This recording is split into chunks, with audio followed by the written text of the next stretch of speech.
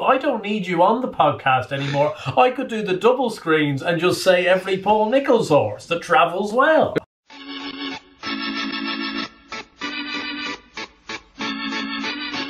Welcome back to the Let's Talk Racing YouTube channel in association with Racing TV, and we've got a big episode on Let's Talk Racing this week because we're going to reflect upon some brilliant action over the last 7 days across Ireland and Britain, as well as look ahead to this weekend's Cheltenham November meeting. We're both there all 3 days. It's awfully exciting. Yeah, very exciting, and I've got SBW beside me as well, so we might actually back a few winners because he'll pull something out of the bag. We might back a winner. Yeah, exactly. So hopefully, look, we'll have another couple of good days. Me and Dad flying over tomorrow, so getting in there Thursday and home Sunday night. So it should be a great weekend's racing. Very much looking forward to it, and I'm sure there'll be plenty of festivities over those 3 daes. If you do enjoy this video, please hit that like button, subscribe to the channel if you haven't already. We'll also be doing a live stream. Well, we did a live stream last night for the November meeting on Let's Talk Racing Plus. We'll be doing those ahead of all the big meetings this year, so if you do want to get involved in that, do go and join LTR Plus.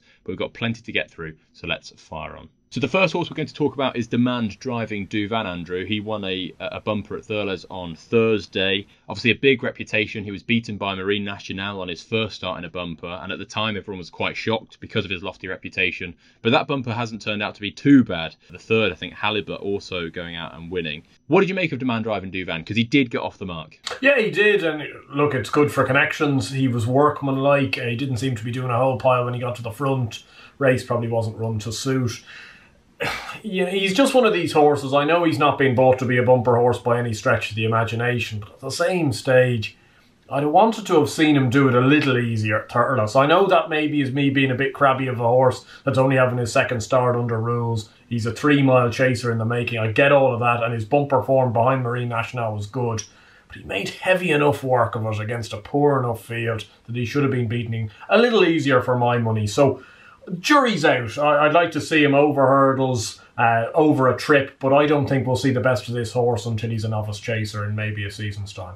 I actually thought that it was a decent performance. Like the horses like Demand Driving Douvan haven't been bought to win a bumper at Thurles on their first or second start. They've been bought to win graded 3-mile chases in 2 or 3 years. So I'm more than happy to wait on him. I'm sure he will mature into a really nice one. American Mike made his hurdling debut in a 2-mile 6 furlong maiden hurdle at Down Royal, a meeting that Gordon Elliott had plenty of success at, as he does always. But American Mike was kind of the first big horse that he had on show. Plenty of people bashing it and saying that he didn't jump well, he didn't do this, he didn't do that right. He's beaten a really good bumper horse, albeit who's had 500 days off, and let's be clear about it, convincingly. And I was genuinely pretty impressed. I didn't see what the rest saw. No, this whole he didn't jump well kind of bemused me. I think he put down at 4 out, made a poor enough shape over that, lost a length or two, and jumped a little right at 2 out when coming to challenge, but they were trapping down. That's a difficult enough hurdle at Down Royal as well. So other than that, I thought he was foot perfect. He got the job done in impressive style. He was more impressive than plenty of Gordon's horses over the weekend, I thought. And they kept saying in the post-race, which would be helpful for you from a Ballymore perspective, they felt the quicker they went, the better he'd jump. So therefore, potentially angling that maybe next time round we'll see him over 2-mile 4. Novices can be novicey. That's the whole point of a novice season. I think people expect them to be foot perfect, absolutely bolt up on the bridle, and he won extremely well. But like, you've got to give novices the chance to have experience and improve, and I think he was very good on his first start. I'm extremely excited about that 9-1 Ballymore slip that we do have on the Anti-Post series, and I do hope you enjoyed last week's video. But look, I'm pretty happy with that 9-1 slip. He's considerably shorter now. On the same card, Magical Zoe, who was a horse that we didn't really touch on before the weekend, came out and won the Grade 3 Mares Novice Hurdle. I don't actually think Connections were expecting her to win that well, but when Adrian Heskin said go, she absolutely flew. I think Henry wasn't expecting her to be so good. Do you think she could be one maybe for the Mares Novice Hurdle at Cheltenham down the line? Yeah, I think so. I was actually lucky enough to be at Wexford the day she won on her hurtling debut. She won very easily under Conor Bradsell, and you thought this horse could be very good. I suppose she was ridden, I think, to place, really. She was given a very quiet ride by Heskin, and the race slightly fell into her lap. Nakini and the Model Kingdom maybe got at each other a little bit too early. The Model Kingdom ran with the choke out and probably cost her late on, but This horse has the right type of running style for the Mares Novice, because they usually go off too hard and it may fall into the lap of closers like it did last year. So therefore, Magical Zoe certainly one to keep on side. I was very impressed. On Pied Piper's second start of the season this weekend in the WKD hurdle, he beat, I think, a horse rated in the low 1-teens, 113, I think, and he didn't do it very convincingly. What was your opinion of that run? Yeah, a bit of a non-event really from Pied Piper. I think he hated being out in front by himself. He didn't jump awfully well. He's going to have to be better with he will be better with the lead, with them going faster, but he's going to have to improve markedly. You'd say Christmas Hurdle will be next on the agenda. Whether he's good enough or not probably depends who turns up in the race. A horse in the same silks was Mighty Potter, who made his chasing debut in the 2 mile 3 furlong beginners chase, the same race that Envoi Allen used as a springboard to plenty of success, and we'll touch on him later on. It was a very exciting win for him. But Mighty Potter didn't jump particularly well. But do you think that there potentially could have been a slight overreaction? I actually thought that the further on into the race they went, and especially when they got racing, they went quicker and he did jump much better. Like he doesn't strike me as a horse that you want to leave in front, and he seems a bit of a thinker, is what I'm trying to say. I think when you give a horse like that too much time to think, that's when they worry, and that's when they don't jump so fluent. Yeah, well, he seemed to be kind of gawking around on the approach to some obstacles, especially early on. You'd have to be impressed that when he needed 2 big jumps at the last 2, when horses were coming at him, they were probably his best 2 jumps of the round. Overall, he was a bit sketchy. I would think probably he's the horse for the Drinmore at this stage, rather than 3 Stripe Life. That's usually the horse that runs in that beginner's chase is that way. The only thing I would say about Mighty Potter is there's no chance he's going to win a Grade 1 over 2 miles, I don't believe. I just don't see him having the pace to jump efficiently enough at that level. I think he's a proper all-in-all 2.5 miler, and I suspect will be a 3 miler in time.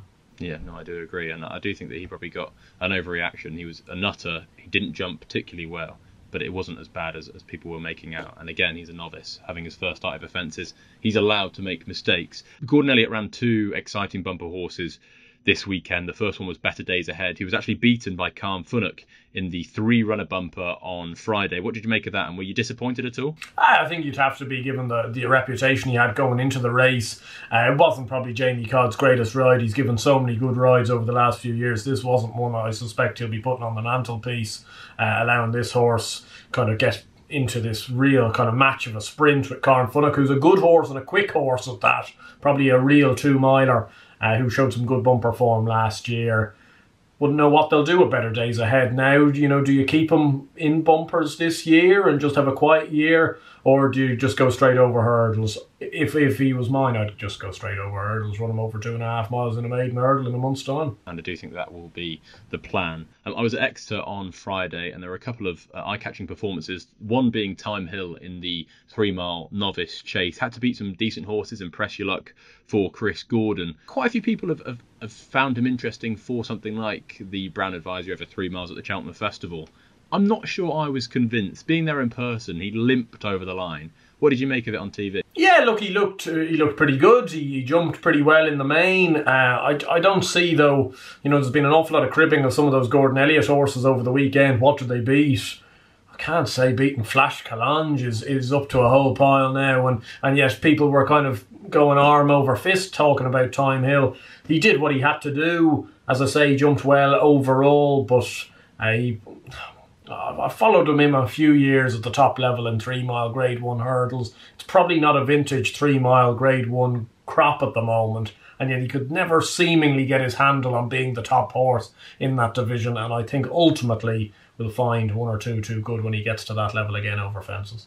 The classiest horse on show that day was arguably Greatwood. He was going there, many thought, in preparation for the Tingle Creek, what he did last year, have a pipe opener, and he found himself winning the Holden Gold Cup off top weight. Now, I do think that there were a couple of horses in behind that didn't run their race. Third Time Lucky was travelling well, jumping well. He made one mistake, I think 4 out, and he was completely gone after that, absolutely stopped. And Warlord was never really plugging on. He needs to go up and trip, in my opinion.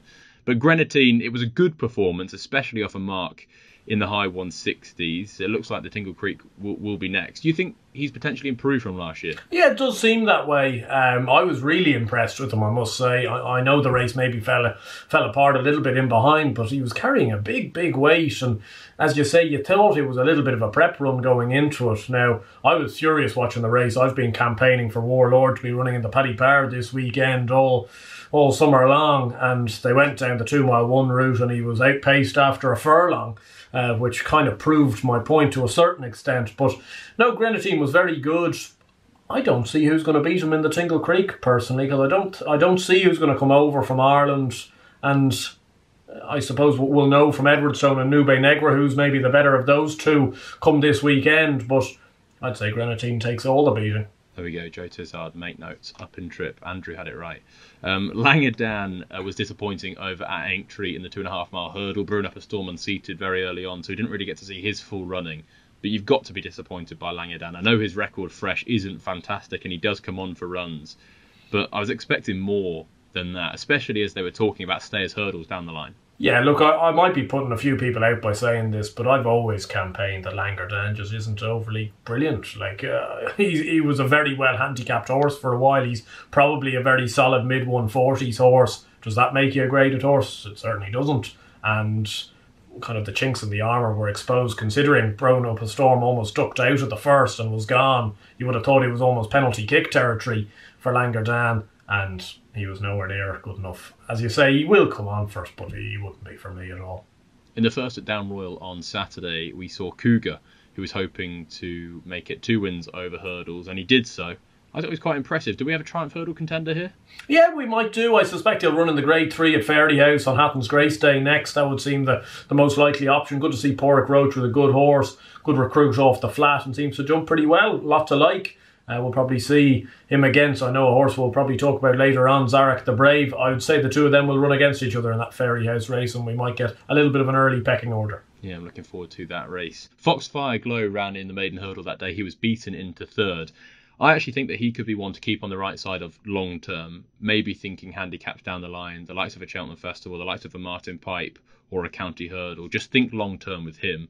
Envoi Alain bounced back to win the Ladbrokes Champion Chase at Down Royal, the Grade 1, and it looks like the King George is next for him. It was so good to see him get his head in front. I absolutely love that horse.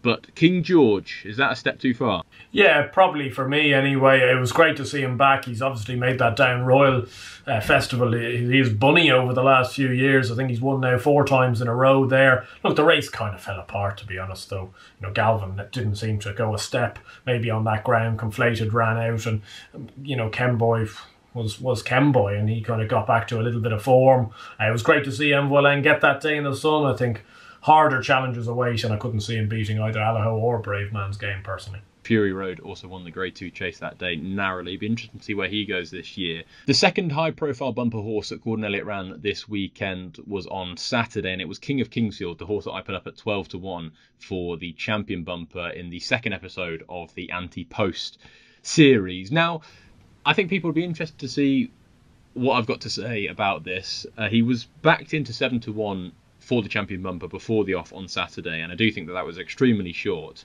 And I must admit, I was umming and ahhing about putting him up at 12-1, especially because I think I know that Willie's going to have something. But if we're going to talk about a horse that we didn't know before the race on Saturday, he'd popped up, he'd won as he did, which I thought was impressive enough without being a superstar. I think he might have been introduced at 20s, 25s, and on that basis, he probably was disappointing. I did think we saw plenty of talent there. I think the ground that day did blunt his turn of foot. He needs it quicker. I think we will see him over quicker ground next time out. I think they'll be very selective with where they send him. And I genuinely thought it was a decent performance from a decent bumper horse, a good turn of foot. He was keen. He looked a tricky ride, to be honest, for Jamie Codd. But I do think there's plenty more in the tank. And I'd say that he wasn't fully revved up for the weekend, and he will be much better for the run. So in all, I wouldn't rule the bet out completely. I wouldn't be particularly happy about it. I'd say he probably should be 20-1, 25-1 at this present time. And I put him up at 12s. He's now about 10-1 best price. But I don't think it was absolutely catastrophic by the way that some people were making out. And I'm reasonably okay and happy about the position that I'm in for him on the champion bumper. What did you make of his run? Yeah, look, he was pretty good. As you say, he was keen early on. He quickened up quite well and put the race to bed pretty easily. You'd maybe, I suppose, given the cat kind of came out of the bag with him, I think a lot of people were expecting him maybe to do what American Mike did last year in that race where he kind of wins on the bridle. But at the same stage, he was up against better horses than American Mike was facing that day. So hard to know. We'll learn more when he goes up in class. You'd think if he wants a little bit of better ground, you might have to try and spy the Grade 2 bumper at the Dublin Racing Festival as a target. Usually it's decent ground at Leopardstown these days. That might be something that's in the back of their mind. If they don't want that type of ground, the progression they've usually had, which is to go to the listed bumper at Navan in December, it's probably not going to work because it's usually bottomless, and Navan's a bit of a bog when it gets bottomless like that. So it's going to be interesting to see how he's campaigned. Over at Wincanton, those that may have followed me in on Sabrina will be licking their wounds after the first race. I couldn't believe she was beaten. She jumped the last. She was 33 to 1 on, 1.03 on the machine, and veered left, did a bit of a might bite, and was beaten by Win House, who I backed in the race last year. And that hurt. It really did hurt. I thought she was had a great chance. It was been the plan for a long time. She opened up 13 to 2. I thought, Christ, Christmas has come early. Backed into 2 to 1. I think she went off, and it just wasn't to be. But she remains well handicapped, and I'm sure she will have a day at some point. We do need to talk about Frodon, who won the Badger Beers off top weight. A brilliant performance. Him and Bryony, just when they get in a rhythm, they are fantastic. What I think about Frodon is he usually has one big day every year, whether it be the Ryanair, the King George, the handicap at Cheltenham off top weight, or this. Is this his big day in the sun this year, or can we expect him to kick on after this? And I suppose just your thoughts on the run. Yeah, well, it was a super run. He's become a real crowd pleaser at this stage. And I think based off the way he was handicapped, and given that, up until 2 days before the race, he was off to Down Royal for the Grade 1, you kind of thought it was going to become more and more of a chance that he would go and batter these off top weight, which he ended up doing. He'll run in the King George next, I assume, but I couldn't really be having him. I think probably his days at Grade 1 level, especially as the season progresses on and the horses are getting wound up, are probably beyond him. And I just couldn't see him living with an Allaho even in the first part of a King George these days. I think Allaho would go just at a clip that he wouldn't be able to go at. And I think he needs to be out in front to be at his best. So it might have been the day in the sun, but my lord, he's given his connections so many days in the sun that I suspect they won't mind too much. It could be a tactic that will try and play to beat Allaho, although that seems like an uphill task. Nappers Hill won the Elite Hurdle. Is he now a potential champion hurdle horse? Because they're talking about the Fighting Fifth, and that is one of the big trials. Yeah, well, it's either the Fighting Fifth or the Christmas Hurdle next, I suspect, for him. If he's running in those races, and if he goes on and wins those races, well, then yes, he's a horse that I've got completely wrong. I couldn't have had him for a bean. He'd have been the last of the 4 horses I'd have backed on the weekend. I'd have backed Knights Deluge ahead of him. I'd have backed So Royal definitely ahead of him. And he won the race easily. So he's continuing to defy me anyway, so I wouldn't know how good he could end up being. I kind of feel at some stage he has to reach a ceiling. I'd like him to run in the International, another Grade 2. I think that could be a winnable race as well. Go and win that and then really kick on and maybe go for the Christmas Hurdle, although the time in between those is quite short.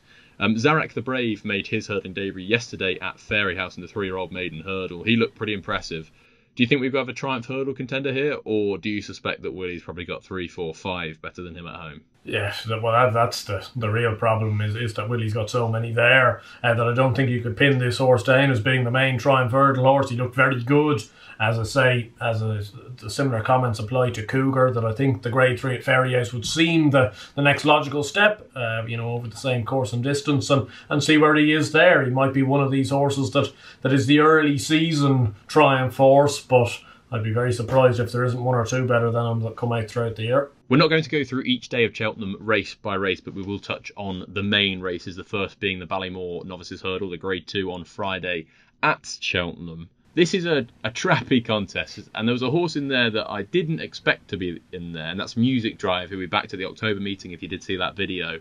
He let us down that day. Are you willing to forgive him, or are you going to go against him? Yeah, it's a funny one. I'd like to see a little bit more rain between now and Friday to come his way. I was veering on the side of maybe forgiving him, which may be the wrong decision. I just thought, actually, looking at this race, that you couldn't go too far wrong backing the two Irish horses in it. Habrisco looks to bring some decent enough form, tied in with Champ Kiley, tied in with the likes of Merlin Giant and Wrexham. He obviously won a good maiden hurdle at Galway as well. I know he's been punted into 3-1. I think that's the Paul Townend effect. Music Drive's at 5-1. I wanted to really take on Hermes Allen in this race.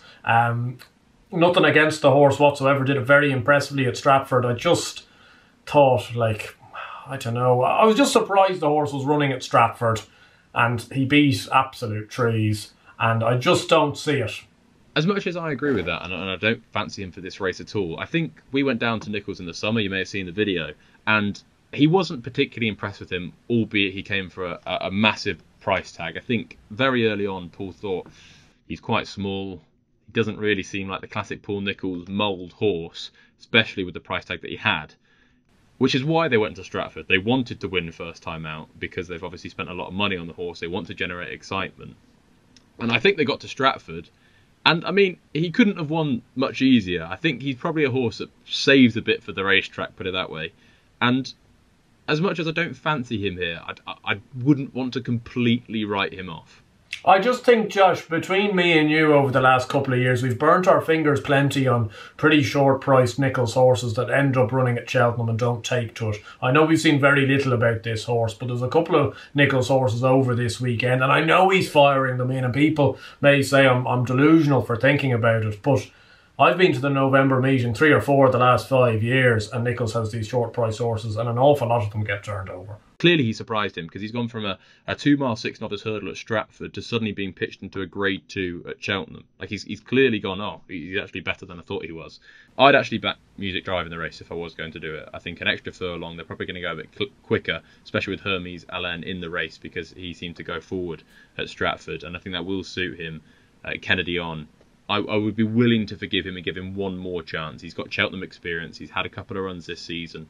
He knows it round there. I think Music Drive would be for me, although he won't be one of my best bets later on. The next race is on Saturday that we're going to preview, and it is the Arkle Trial, the Grade 2 over 2 miles. And this looks a great race. I'm absolutely looking forward to this. Monmoral in there making his chasing debut. Tommy's Oscar.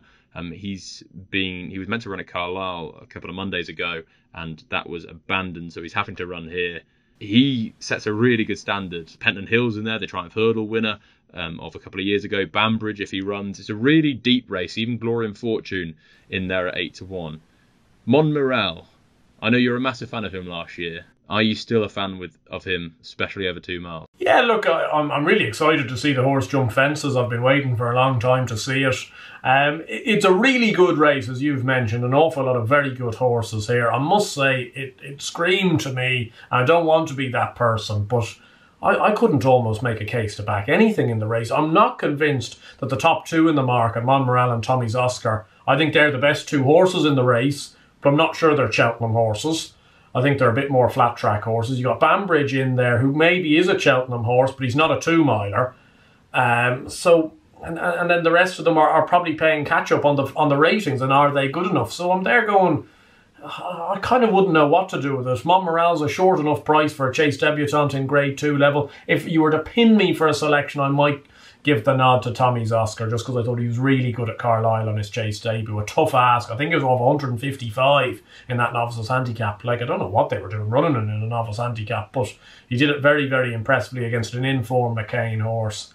He'd be my nod, but it would be very tentative. I think I'd have the same approach for the Paddy Power Gold Cup, to be honest. I quite liked Il Ridotto. I think he's better than 140, but he's a 5-year-old. He's running in this. He's 10-1.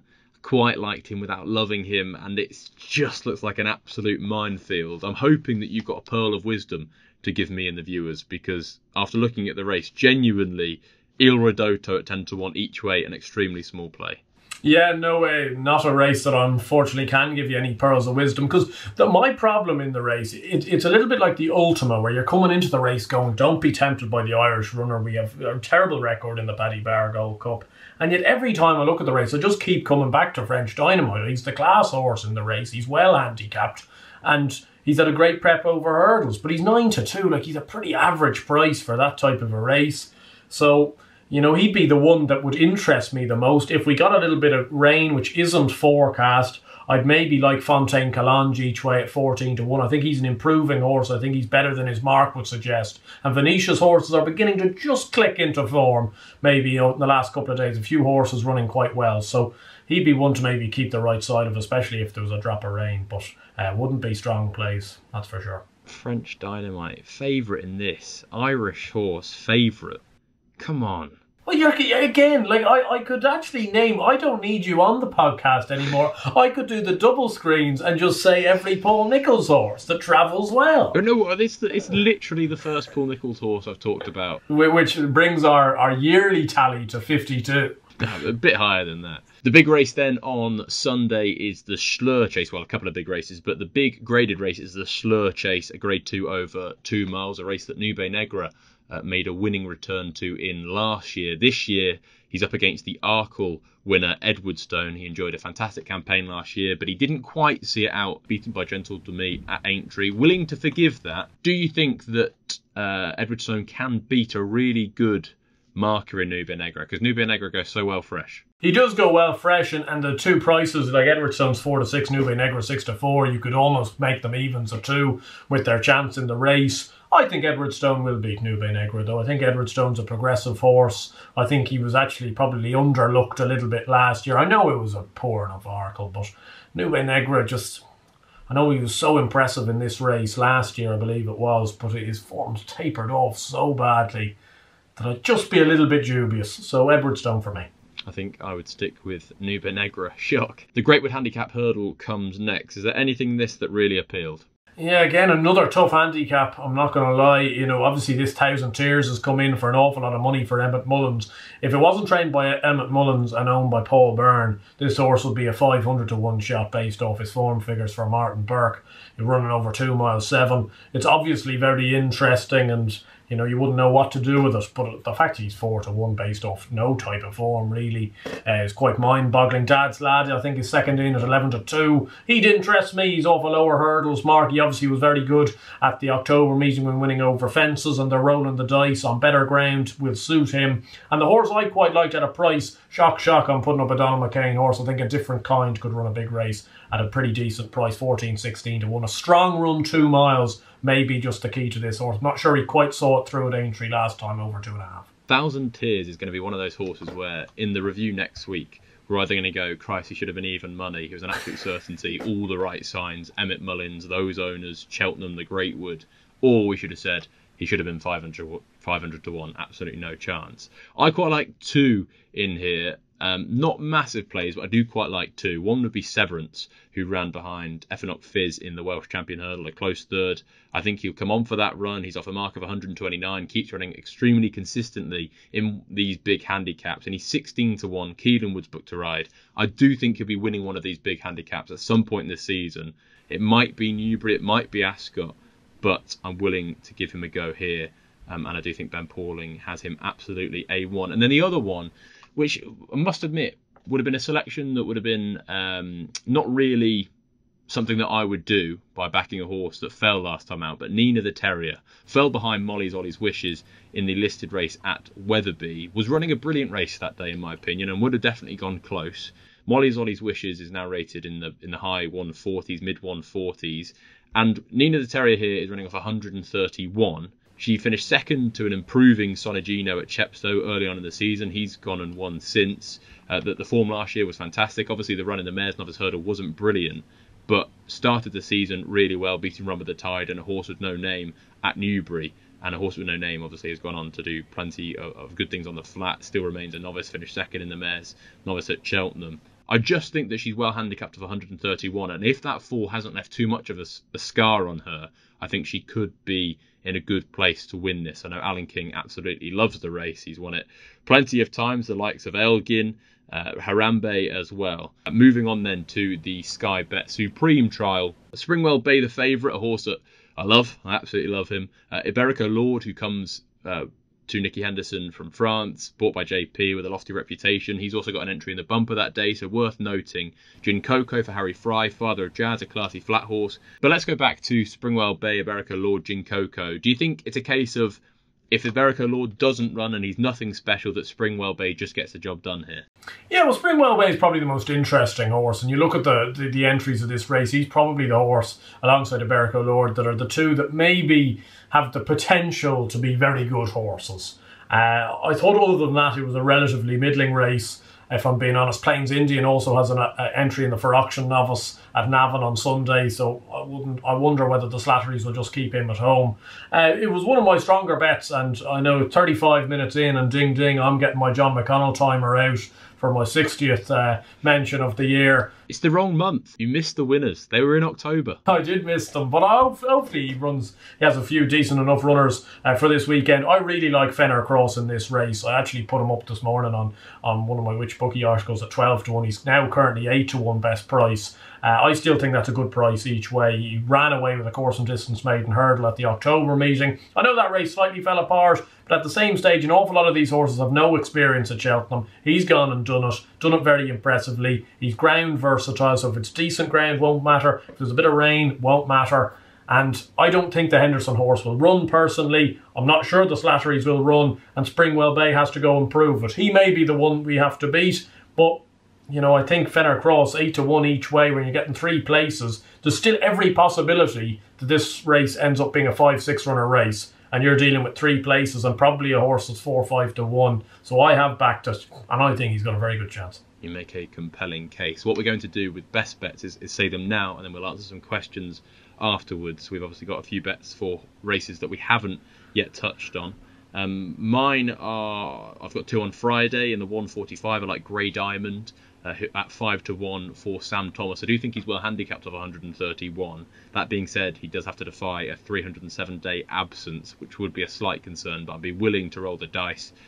In the 220, Unanswered Prayers at 9 to 2, who finished 4th or 5th in the Silver Trophy. That race has turned out to be fantastic, actually. If you look through all the runners, they've all run very well since. Plenty of winners in there since as well. It is his chasing debut, but he had 1 run over hurdles in the Silver Trophy, ran very well. He's in the mid 120s. I think he's running off 124. Chris Gordon gets some jumping well, and it wouldn't surprise me if he was to strike on Friday. Unanswered Prayers at 9 to 2. And I've got 3 for you on Sunday, and the 220 Fantasticas for Nigel Twiston-Davis, and I presume Sam Twiston-Davis will be on at 9 to 2. 3 miles 3 seems his perfect trip. He's a proper stayer around Cheltenham. I think he will act well there, and Fantasticas, I think, can run a big race. And then 2 in the Greatwood, the ones that I've touched on. Severance at 16 to 1 each way, and Nina the Terrier at 12 to 1 each way. They'll be my 5 best bets for the weekend. Happy to have 2 darts at the Greatwood because it is so competitive.